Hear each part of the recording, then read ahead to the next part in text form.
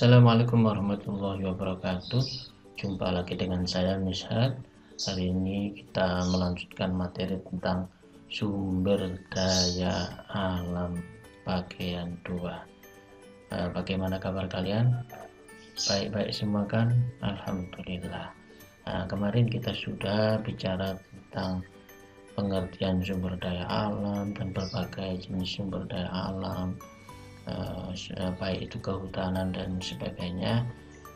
Kita sekarang bicara tentang berkaitan dengan sumber daya kelautan, juga akan bercerita tentang sumber daya pariwisata ya.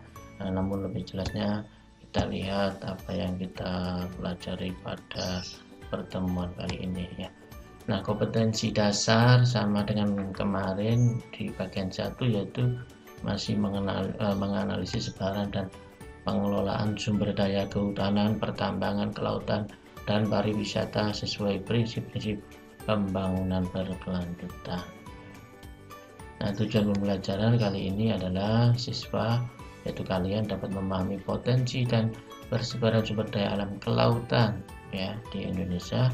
Yang kedua, siswa dapat memahami potensi dan persebaran sumber daya alam pariwisata ya. Kemudian yang ketiga, kita nanti akan belajar tentang analisis dampak lingkungan atau AMDAL.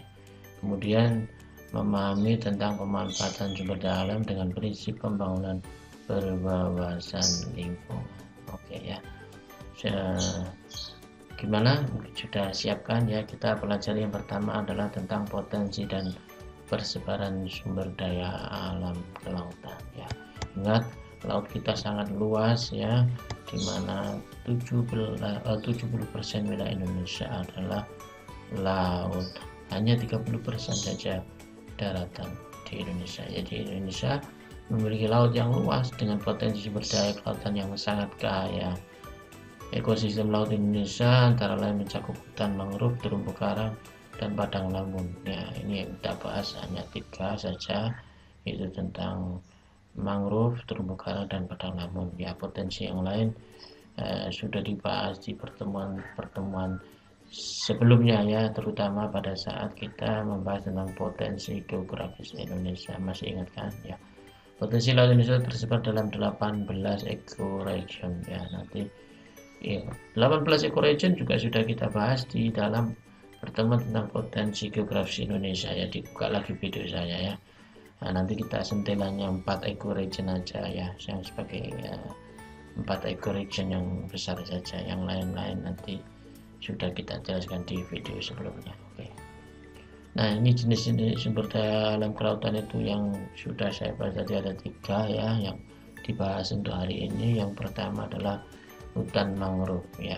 Oke, hutan mangrove adalah hutan khas yang hidup di sepanjang pantai atau estuari di daerah tropis yang dipengaruhi oleh pasang surut air laut. Luas hutan mangrove di Indonesia sekitar 4,25 juta hektar ya, jadi luas sekali karena memang pantai kita panjang, sehingga insya Allah ya mangrove-nya juga akan banyak ya. Lokasi dominannya di pesisir timur Sumatera ya, di timur Sumatera, pesisir Kalimantan, hampir seluruh pesisir Kalimantan, dan pesisir selatan Papua. Jadi di daerah-daerah yang kira-kira ombak lautnya tidak terlalu besar ya, seperti pantai selatan Jawa yang ombaknya begitu besar, ini sulit untuk ditumbuhi mangrove ya. Nah, hutan mangrove ini bermanfaat untuk mencegah erosi dan abrasi, penyedia makanan untuk plankton, dan sebagai habitat alami bagi berbagai biota ya. Ini sekali lagi ini tentang hutan mangrove. Yang kedua, padang lamun. Opposite padang lamun itu. Nah, ini lamun adalah tumbuhan tinggi yang sudah sepenuhnya menyesuaikan diri hidup terendam di dalam lautnya seperti ini. Jadi lamun tumbuh subur terutama di daerah terbuka, pasang surut, dan perairan pantai yang dasarnya berupa lumpur, pasir, kerikil, dan batahan karang mati dengan kedalaman sampai dengan 4 meter. Jadi bisa panjangnya itu 4 meter ya. Manfaat lamun di lingkungan perairan laut dangkal antara lain ini, kalau di laut dangkal ya, untuk produsen primer, habitat biota, penangkap sedimen, dan pendaur zat hara ya di dalam laut. Nah, memang ada pemandangan seperti ini di dalam lautnya, sehingga sangat ya indah sekali, dan ini punya fungsi yang sangat banyak ternyata ya. Oke, ini padang lamun. Yang ketiga adalah terumbu karang. Nah, ini terumbu karang ya. Terumbu karang adalah bangunan kapur bawah laut CaCO3 yang dibentuk oleh jasad hidup seperti karang batu dan alga berkapur. Sebanyak 18% luasan terumbu karang dunia ada di Indonesia. Jadi Indonesia ini ya, berkontribusi, maksud saya berkontribusi 18% luasan terumbu karang dunia. Keren kan ya. Terumbu karang penting bagi kehidupan manusia sebagai pelindung fisik terhadap kerusakan pantai, sumber daya hayati, dan objek wisata ya. Jadi apapun yang diciptakan Allah pasti ada manfaatnya ya. Termasuk terumbu karang ini sangat besar manfaatnya ya. Oke. Ekoregion laut seperti yang saya bahas tadi sebenarnya ada 18 ekoregion. Di sini hanya diterangkan 4 ya. Jadi kenapa ya, hanya untuk mewakili saja, karena 18 ekoregion sudah saya terangkan di pertemuan.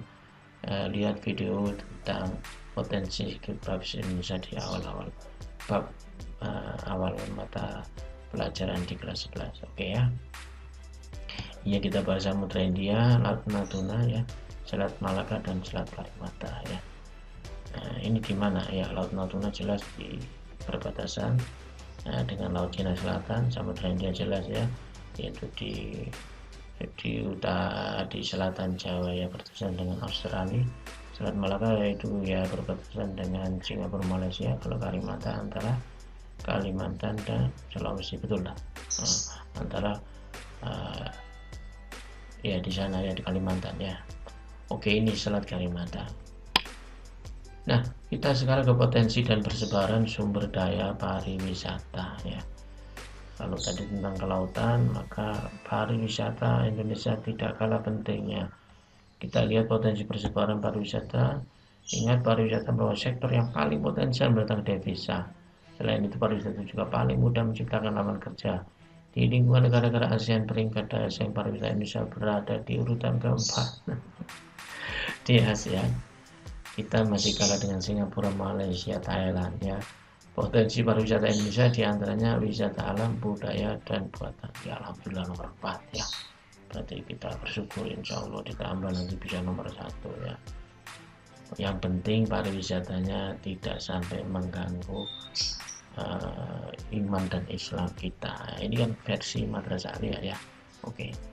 Wisata alam, kita lihat wisata alam ini bentuk kegiatan rekreasi dan pariwisata yang memanfaatkan potensi sumber daya alam baik dalam keadaan alami maupun setelah ada usaha budidaya.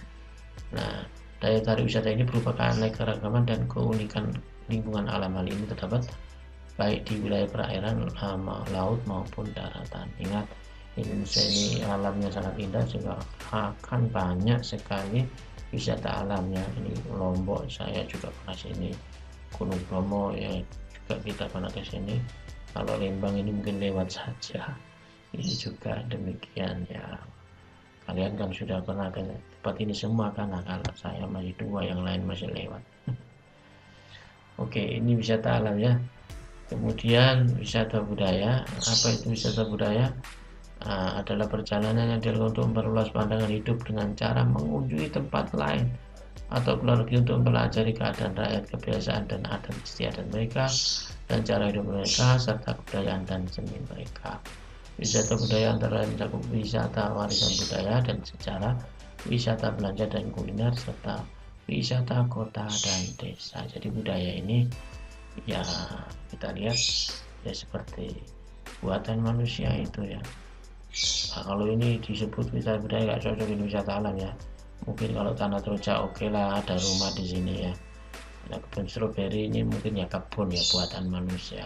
Terjun ini nggak cocok, ini cocoknya 2 ini untuk wisata alam. Jadi yang contoh wisata budaya mungkin hanya itu tanah Toraja dan kebun stroberi, karena kebun itu ya budaya karena dibuat manusia ya. Artinya kebunnya ya, kalau stroberinya ini ciptaan Allah ya. Nah, ketika wisata buatan ini yang senangan kalian ini ya. Wisata buatan adalah kegiatan rekreasi dan pariwisata yang memanfaatkan objek wisata yang sangat dipengaruhi oleh upaya dan aktivitas manusia.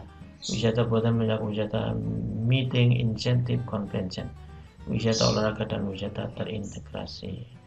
Contoh objek wisata buatan antara lain fasilitas rekreasi dan hiburan, taman bertema, fasilitas perisatan atau resort, ini yang sering ada ya, serta fasilitas rekreasi dan olahraga lainnya. Nah, kalau kalian pernah ke Ancol, saya pernah ya ke sana. Kebun Raya Bogor belum. Kalah dengan kalian yang sudah. Nah, ini adalah wisata buatan. Kalau di Malang banyak sekali ya, kayak Jatim Park 1, 2 itu adalah wisata buatan ya, terutama Jatim Park 1 yang serba buatan semuanya ya. Kawasan Strategis Pariwisata Nasional itu disebut juga dengan istilah KSPN. Ada 88 kawasan KSPN ini ya, yang tersebar di 50 daerah pariwisata nasional ya. Ditetapkan ada 50 daerah pariwisata nasional. Kawasan strategis pariwisata nasional adalah kawasan memiliki fungsi utama pariwisata atau memiliki potensi untuk pengembangan pariwisata nasional. Saya yakin memang di Bali yang paling banyak ini ya. Lihat titik-titiknya ini sangat banyak di Bali ya. Oke. Nah, kita sekarang membahas tentang AMDAL atau analisis mengenai dampak lingkungan dalam pembangunan. Nah, jadi pembangunan tentu saja akan ada efek, yaitu kerusakan lingkungan. Oleh karena itu, supaya tidak ada kerusakan lingkungan, kita harus membuat instrumen yang bisa mengendalikan kerusakan lingkungan. Apa itu ya AMDAL ini ya? Nah, pengertian AMDAL itu apa sih? AMDAL adalah kajian mengenai dampak penting suatu usaha dan atau kegiatan yang direncanakan pada lingkungan hidup yang diperlukan bagi proses pengambilan keputusan tentang penyelenggaraan usaha dan atau kegiatan yang dapat menimbulkan perubahan terhadap perubahan lingkungan hidup serta menyebabkan dampak terhadap lingkungan hidup. Nah, ini adalah pengertian AMDAL itu seperti itu ya. Intinya adalah bagaimana mengendalikan dampak pembangunan dari kerusakan lingkungan. Nah, ini AMDAL ya. Nah, jadi rencana usaha dan atau kegiatan yang wajib memiliki analisis mengenai dampak lingkungan hidup adalah beberapa bidang berikut ya. Misalnya di sini jenis usahanya yang harus memiliki AMDAL adalah bidang energi dan sumber daya mineral ini ya, bidang ketenagaan perikanan, kelautan, bidang pengelolaan limbah, bidang perumahan, bidang pertanian. Nah, ini semua harus memiliki AMDAL dulu kalau sebelum dilaksanakan. Jadi tidak boleh kita mendirikan misalnya pabrik atau pelabuhan perikanan atau perumahan yang besar ya tanpa ada AMDAL-nya. Nah, makanya ada istilah, ada sertifikasi AMDAL dulu. Misalnya kalau kita membuat kawasan rencana tata ruang kota dan sebagainya, itu harus ada AMDAL-nya dulu, intinya begitu ya.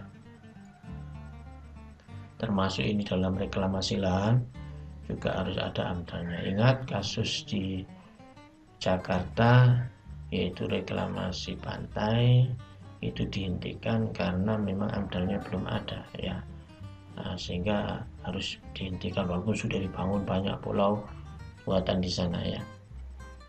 Nah, itu kenapa kok dihentikan operasi reklamasi pantai di Jakarta ya, karena AMDAL-nya belum ada.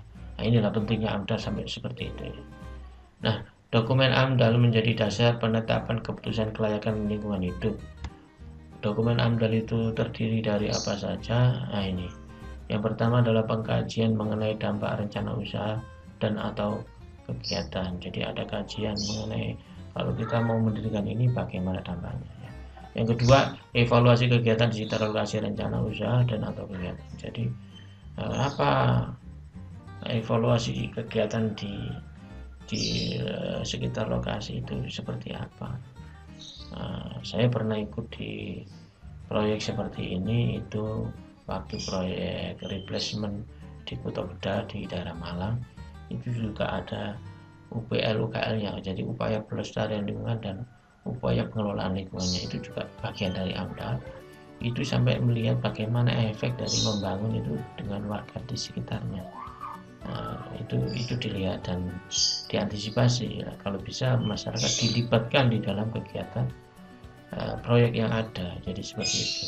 Yang ketiga, saran, masukan serta tanggapan masyarakat terhadap rencana usaha. Nah, ini ada pendapat masyarakat, misalnya mau didirikan lapangan kapal terbang misalnya di mana, maka ditanya masyarakatnya, nggak boleh moro-moro bangun tanpa ada komunikasi dengan masyarakat. Nah, ini yang keempat, perakiraan terhadap besaran dampak serta sifat penting dampak yang terjadi jika rencana usaha dan atau kegiatan tersebut dilaksanakan. Sampai seperti itu, nanti dampaknya seperti apa kalau dibangun misalnya lapangan udara, itu nanti efeknya seperti apa. Nah, itu diantisipasi, jangan sampai nanti itu berdiri tapi menimbulkan efek yang mendadak ya, misalnya ada demo dan sebagainya, itu kan berarti ada ketidakpuasan di situ lah, itu harus diantisipasi.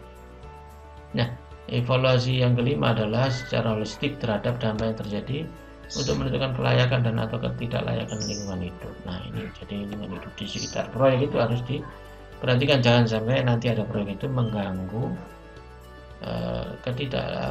kelayakan hidup orang-orang di sekitar situ. Jadi intinya dalam pembangunan itu harus ada ini ya, sehingga orang di sekitar daerah pembangunan itu aman dan tidak merasa dihiraukan ya. Yang keenam, rencana pengelolaan dan pemantauan lingkungan hidup. Nah, ini jadi ada rencana kelola dan pemantauan. Ada kalau di dalam proyek saya dulu pernah ikut namanya upaya kelola dan upaya pelestarian, namanya UKL. Nah, ini juga harus dipantau tentang ketika proyek itu berjalan itu apakah ada dampaknya terhadap lingkungan. Bahkan setelah proyek itu ada istilah maintenance, ada pemeliharaan. Pemeliharaan di situ yaitu salah satu adalah untuk pemantauan atau pemantauan pasca proyek, itu juga ada seperti itu. Nah, ini yang keempat adalah pemanfaatan sumber daya alam dengan prinsip-prinsip pembangunan berkelanjutan. Ingat, di dalam pembangunan harus menggunakan prinsip berkelanjutan. Artinya membangun itu tidak hanya untuk diri kita, tapi adalah untuk anak cucu kita ya, memperhatikan kepentingan anak cucu kita. Ini menurut Undang-Undang Republik Indonesia Nomor 32 Tahun 2009 tentang perlindungan dan pengelolaan lingkungan hidup. Pembangunan berkelanjutan adalah upaya sadar dan terencana yang memadukan aspek lingkungan hidup, sosial dan ekonomi ke dalam strategi pembangunan untuk menjamin keutuhan lingkungan hidup serta keselamatan, kemampuan, kesejahteraan dan mutu hidup generasi masa kini dan generasi masa depan. Ada 5 prinsip utama dalam pembangunan berkelanjutan, yaitu yang pertama, prinsip keadilan antar generasi ya, intergenerational equality ya, ini ingat, jadi tidak boleh memikirkan diri kita, jadi generasi selanjutnya juga harus dipikirkan, ini harus adil gitu ya. Prinsip keadilan dalam satu generasi, jadi dalam satu generasi juga harus adil, antar generasi juga adil. Prinsip pencegahan dini, nah ini jadi ada di situ pencegahan dini dari kerusakan lingkungan misalnya atau efek-efek yang negatif, itu harus dicegah. Prinsip pelindungan keanekaragaman hayatilah, ini harus ada conservation of biological diversity, jadi jangan sampai merusak lingkungan hidup. Nah, prinsip internalisasi biaya lingkungan dan mekanisme insentif, jadi ini ada semacam internalisasi biaya, jadi ada pembiayaan untuk lingkungan hidup. Jadi jangan membangun itu hanya untuk biaya-biaya yang sifatnya gedung, pemeliharaan gedung, tapi bagaimana efek dari lingkungan di sekitarnya. Bahkan tidak hanya lingkungan hidup yang kayak tumbuhan, hewan, tapi juga manusianya ya. Seperti ingat misalnya kalau bagaimana kita membangun di Papua misalnya, di daerah yang miskin misalnya, terus kita cuek saja membuat bangunan yang besar, sementara masyarakat di situ tidak terperhatikan. Maka ada misalnya usaha-usaha memberikan pendidikan pada orang Papua sehingga mereka merasa diperhatikan oleh proyek itu. Jadi proyek tidak hanya mengeruk kekayaan di Papua, tetapi juga mencerdaskan orang Papua, seperti itu. Nah, strategi nasional pembangunan berkelanjutan itu dalam agenda 21 Indonesia Pokok pikiran terhadap di dalam menyangkut hal-hal yang berikut, yaitu pelayanan masyarakat di bidang pengentasan kaum miskin, perubahan pola konsumsi, dinamisasi kependudukan, pengelolaan dan peningkatan kesehatan, pengembangan perumahan dan permukiman, dan sistem perdagangan global, instrumen ekonomi serta neraca ekonomi dan lingkungan ini ya terpadu. Nah, kemudian pengelolaan limbah ini juga menjadi sebuah agenda tersendiri di dalam pembangunan berkelanjutan ya. Nah, ini pengelolaan limbah ini harus diperhatikan. Jadi kalau bisa ini di recycle, reuse. Jadi recycle, reuse. Artinya kalau bisa sampai-sampai itu digunakan kembali atau di recycle menjadi bentuk-bentuk yang lain ya. Nah, ini kalau jadi jangan sampai kita pokoknya buat aja sebenarnya, apalagi plastik yang seperti ini kalau bisa di recycle menjadi plastik baru ya. Pengelolaan sumber daya alam, sumber daya tanah ini juga penting, mematangkan sumber daya tanah, pengelolaan hutan, serta pengembangan pertanian di pedesaan dan pengelolaan sumber daya air. Nah, pengelolaan sumber daya alam yang lain mengutamakan konservasi keanekaragaman hayati, pengembangan bioteknologi serta pengelolaan terpadu wilayah pesisir dan lautan. Jadi ini adalah agenda-agenda 21 yang dicanangkan untuk pembangunan perluasan lingkungan ya. Nah, terakhir kita akan bahas tentang pemanfaatan lingkungan untuk pembangunan berkelanjutan. Antara lain dapat dilakukan dengan hal-hal berikutnya. Ini pemanfaatan lingkungannya. Yang satu, pelaksanaan kegiatan pertanian dan peternakan yang ramah lingkungan. Jadi bagaimana kita itu harus membangun pertanian, peternakan yang ramah lingkungan. Nah, jadi tidak hanya beternak, tapi tanpa memikirkan lingkungannya. Makanya ini membangun peternakan tidak boleh dekat dengan pemukiman, karena akan mengganggu baunya. Baunya, kotorannya itu mengganggu masyarakat. Tidak boleh, harus jauh dari permukiman membangun peternakan. Contoh, ini adalah pembangunan yang ramah lingkungannya. Pencegahan penurunan dan peningkatan serapan karbon di bidang kehutanan ini juga penting. Bagaimana menghindarkan serapan karbon yang kita, kalau bisa hutan itu bisa menyerap karbon yang banyak gitu loh maksudnya. Kemudian bisa menurunkan karbon sehingga hutan itu punya fungsi maksimal dalam penyerapan karbon. Karena ingat, hutan itu sering disebut sebagai paru-paru dunia. Karena apa? Dia menyerap karbon itu dan mengeluarkan oksigen. Itulah mengapa hutan dikatakan sebagai paru-paru dunia. Yang ketiga, pemanfaatan energi terbarukan. Nah, ini pemanfaatan energi terbarukan ini ya seperti apa? Ya seperti air itu kan. Makanya listrik itu yang efektif tenaga air. Kenapa? Dia bisa terbarukan terus ya. Tapi kalau energi listrik tenaga bahan bakar ini masalah. Nah, di Kalimantan, terutama Kalimantan itu masih banyak listrik tenaga BBM. Nah, ini namanya jeruk makan jeruk, mengeluarkan listrik tapi mengeluarkan BBM. Nah, kalau air kan enggak, dia ada terus, dia bisa recycle terus atau mengalami siklus ya. Tapi ya artinya terbarukan kan gitu ya. Tapi kalau bagaimana dengan batu bara, kemudian dengan BBM, itu akan habis. Oleh karena itu listrik di Kalimantan itu kurang efektif karena menggunakan bahan bakar minyak atau BBM dan batu bara ya. Diversifikasi bahan bakar ini harus ada pemikiran ke situ ya. Apa artinya? Harus ada bahan bakar alternatif. Jadi tidak hanya yang bahan bakar yang minyak itu maksud saya. Nah, ini harus dipikirkan, seperti ada teman-teman dengan listrik atau mungkin dengan minyak jarak dan sebagainya. Nah, nanti silakan kalian akan menemukan yang terbaru lagi apa gitu ya untuk mengganti bahan bakar minyak. Yang kelima, efisiensi dan konservasi energi. Ini energi itu sebanyak apapun itu akan habis. Oleh karena itu harus ada langkah-langkah efisiensi, penghematan. Kemudian konservasi energi juga demikian, perlindungan terhadap energi. Jadi tidak menggunakan energi secara berlebihan, menambang energi secara berlebihan, sehingga kita harus memikirkan cadangan untuk generasi mendatang dan untuk memanajemen ya pengeluaran dan memanajemen sumber daya alam ini yang penting. Yang keenam, pengelolaan sampah domestik.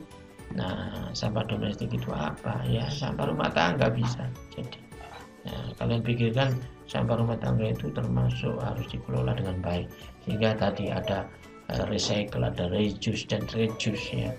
Ada pengelolaan sampah sehingga tidak menumpuk tetapi didaur ulang itu ya. Sehingga kalau tidak produksi sampah atau produk-produk yang menjadi sampah seperti plastik dan sebagainya itu. Jadi harus ada pemikiran pengelolaan sampah yang bagus. Nah, demikian pertemuan hari ini, sampai di sini saja dari saya. Terima kasih atas perhatiannya. Selamat belajar, dan kalau ada CPT dari saya, kuis dan sebagainya, kerjakan dengan baik. Dari saya sekian, kita ketemu dengan video mendatang. Kita akhiri dengan baca alhamdulillahirobbilalamin. Subhanakallahumma bihamdika asyhadu an la ilaha illa anta astaghfiruka wa atubu ilaik.